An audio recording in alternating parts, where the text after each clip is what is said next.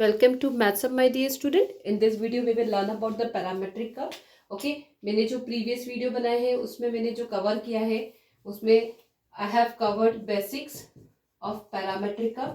मतलब कि कितने points हमें determine करना है, उसे कैसे determine करना है, how to trace the curve, everything. And then we taking types of curve, right? उसके बाद जो मैंने curve लिए हैं उसमें 3 types देखा जाए basic parametric curve में सिर्फ 3 टाइप्स के कर्व है। वो 3 टाइप्स के कर्व क्या है? एक है साइक्लॉइड। साइक्लॉइड के बहुत सारे टाइप है। जो कॉम्बिनेशन है वो प्लस माइनस साइन का है।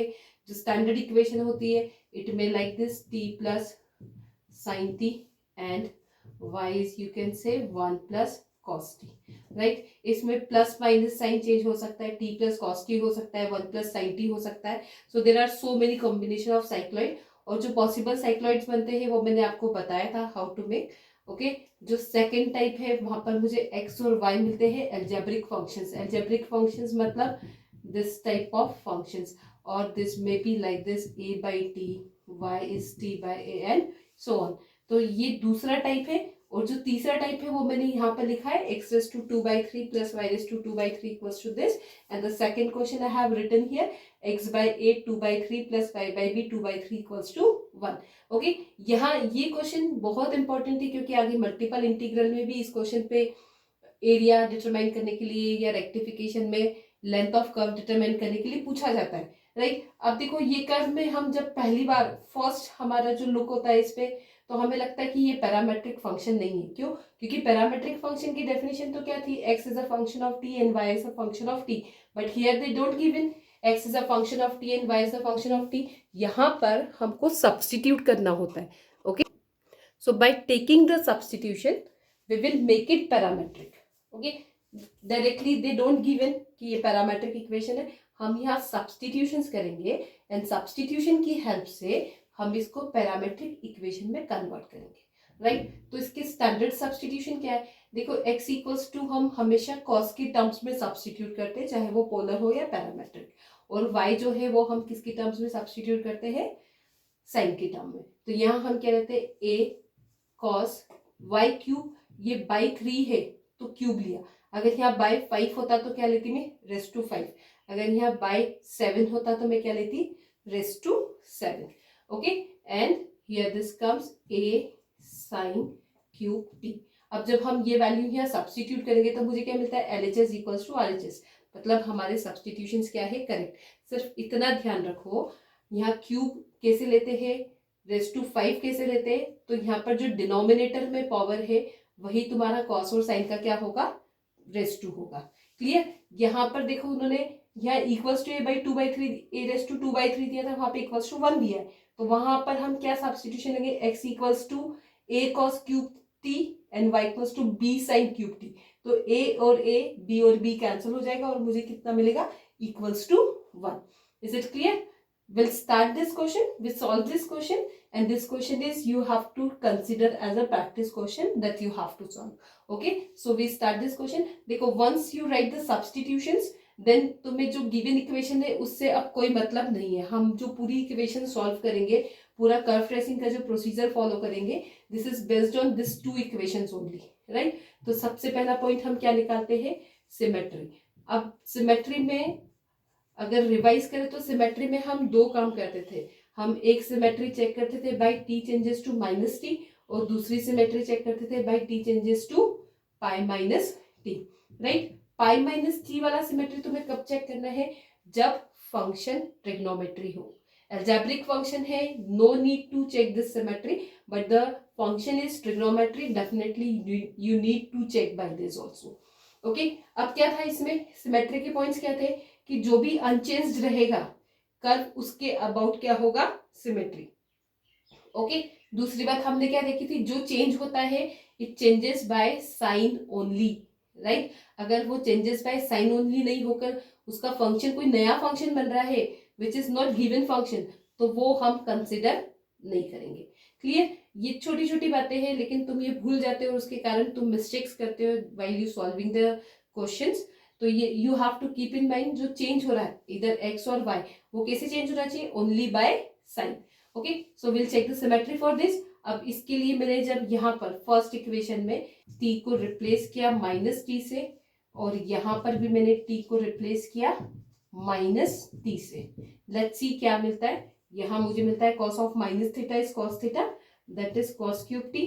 साइन ऑफ माइनस थीटा होता है माइनस साइन थीटा, और माइनस साइन थीटा का क्यूब है तो वो कितना हो जाएगा, minus a sine cube T.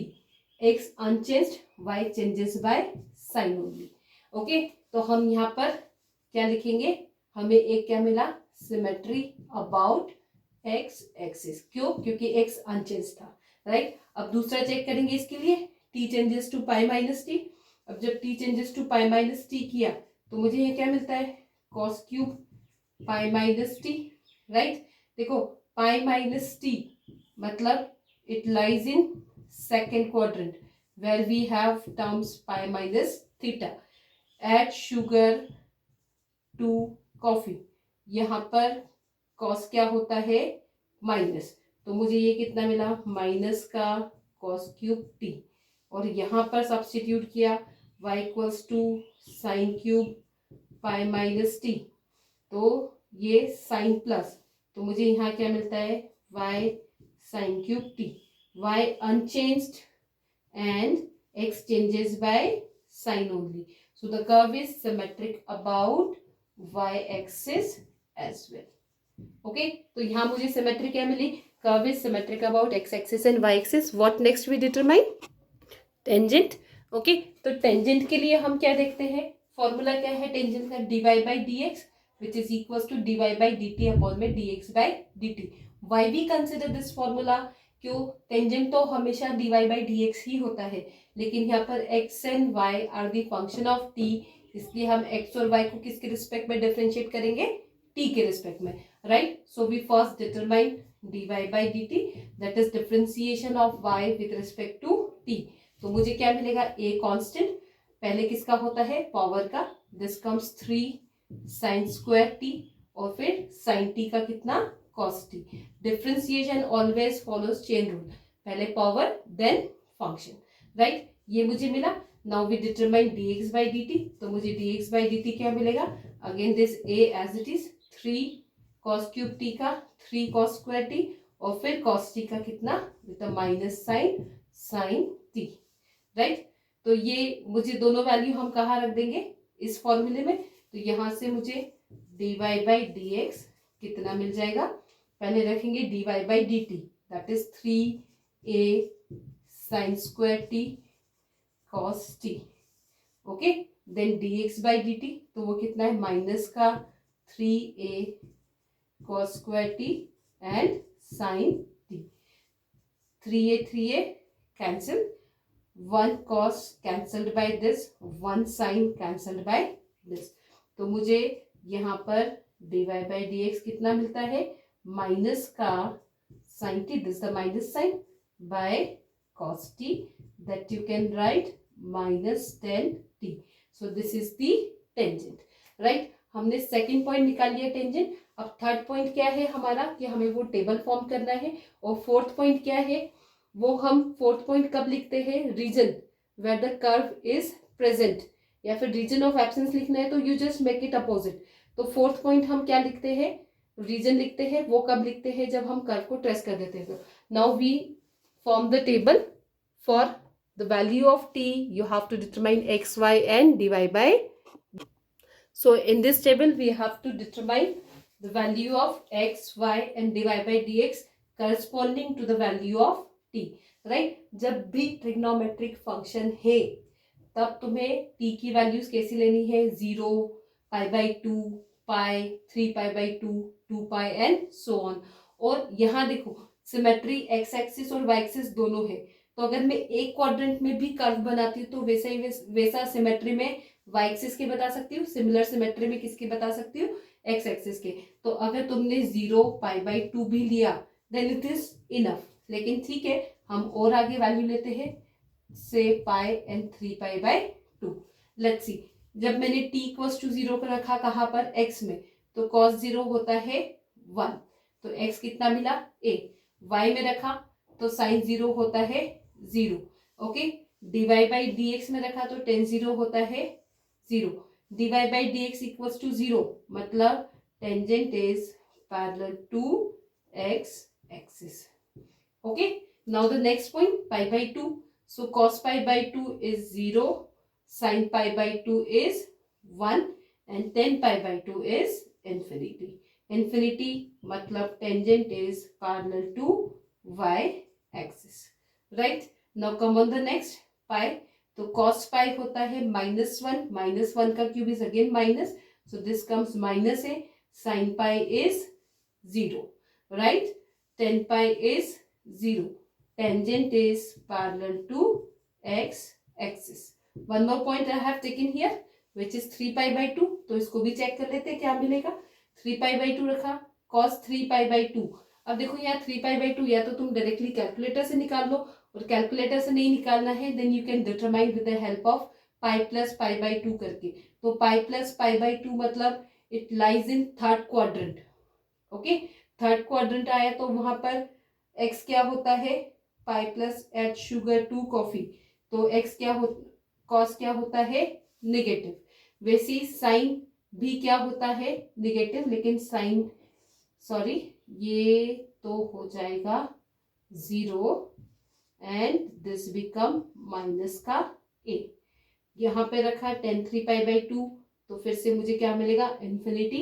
Infinity मतलब tangent is parallel to y axis. Okay, this is enough, right. अब मुझे क्या करना है, next we have to trace the curve. जब भी हम कर्व ट्रेस करते हैं always you have to trace first point of intersection और उसके करस्पॉन्डिंग टेंजेंट. सुनो, यहाँ पर जब कर्व ट्रेस कर रहे हो तो ये t की जो हमने वैल्यूज ली थी इसका हमारे इससे कोई मतलब नहीं है, क्योंकि कर्व जो हम ट्रेस कर रहे हैं वो हम कहाँ कर रहे हैं, x और y एक्सिस पे. तो हम t की वैल्यू क्या लेंगे यहाँ पर, तो हम क्या कंसिडर करेंगे, only value of x and y. अब देखो यहाँ पर x की वैल्यू a, y की 0 और tangent is parallel to x axis at the point a, 0. Here I am consider value, say this is a, 0, right? और इस पे टेंजेंट क्या है, this is the tangent, right. Pi by 2 sorry y x की value 0, y की value a, right.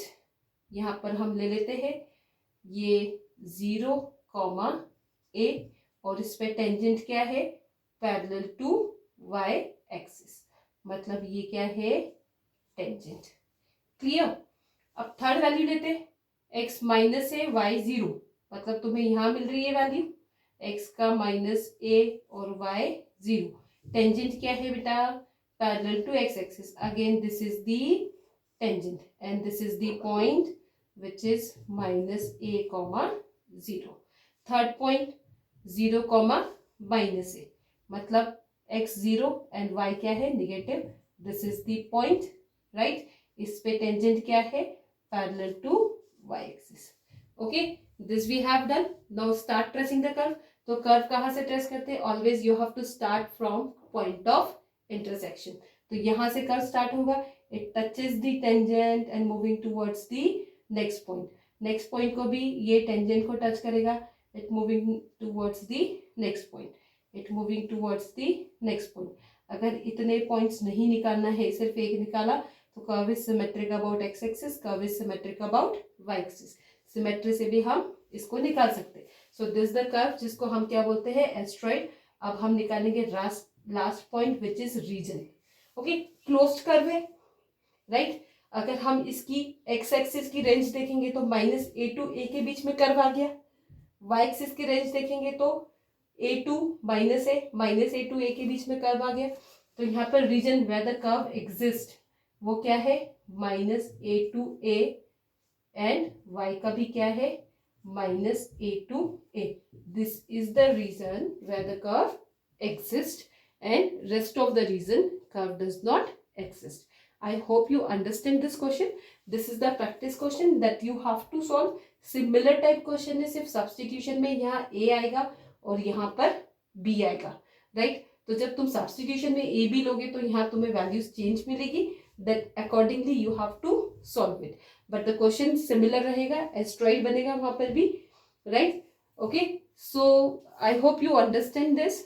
For previous lectures of parametric curve, you can watch my previous videos. Link मैंने descriptions में लिखे हैं, राइट. कार्टेशियन कर्व ट्रेसिंग के भी lectures मैंने बना कर रखे हैं. अगर कर्व ट्रेसिंग अच्छे से पढ़ना है then you can go into the playlist and watch my videos. If you like my video, then subscribe my channel. Thank you.